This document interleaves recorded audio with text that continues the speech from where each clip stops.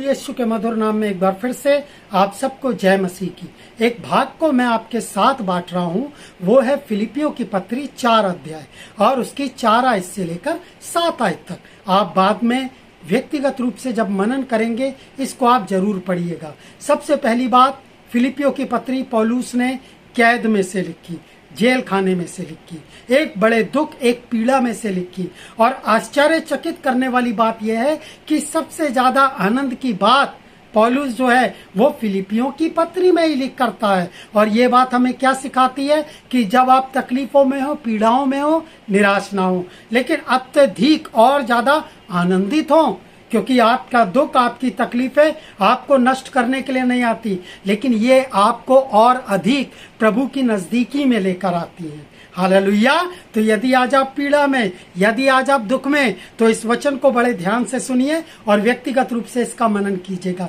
कैद खाने में रहते हुए पौलुस फिलिपियों के चर्च को 4 बातें सिखाता है। पहली बात वो क्या बोल रहा है इन आयतों में? पहली बात वो कह रहा है आनंदित रहो। जब आप पीड़ा में हो आप आनंदित रहें, ठीक है। चेहरे के ऊपर, माथे के ऊपर शिकन ना लाएं, लोगों के सामने इस प्रकार से ना दिखाएं कि आप भारी चिंता में हैं। नहीं, आप आनंदित रहें। पहली चीज कब? जब पीड़ाओं में हो। दूसरा बात क्या करें आप? दूसरा काम, तुम्हारी कोमलता सब मनुष्यों पर प्रकट हो। दूसरा काम क्या करें? कई लोग क्या करते हैं, जब वो निराश हैं तो वो दूसरों को भी निराशाजनक जवाब देते हैं, वो उनसे ठीक से बातचीत नहीं करते। नहीं, आपको उसका उल्टा करना है। जब आप परेशानी में हो और अगर कोई आपके पास आता है तो आप उसके साथ कोमलता का व्यवहार करें, ठीक है। हालेलुया। दूसरा काम हो गया। तीसरा काम वो क्या करने के लिए कहता है? तीसरा काम वो कहता है किसी भी बात की चिंता ना करें। हालेलुया। चिंता छोड़ दें, प्रभु के हाथों में दे दें। और चौथा काम करने के लिए वो क्या बोलता है? परंतु तुम्हारे निवेदन, प्रार्थना और धन्यवाद के साथ केवल परमेश्वर के सामने रखे जाएं। ये 4 काम आप करें।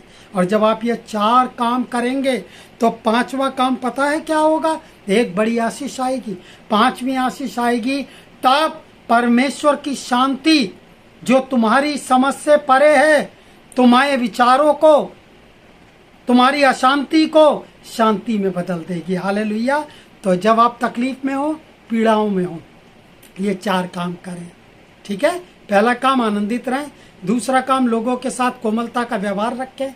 तीसरा काम क्या करें? तीसरा काम किसी बात की चिंता ना करें। और चौथा काम क्या करें? केवल परमेश्वर के सामने प्रार्थना और निवेदन को रखें।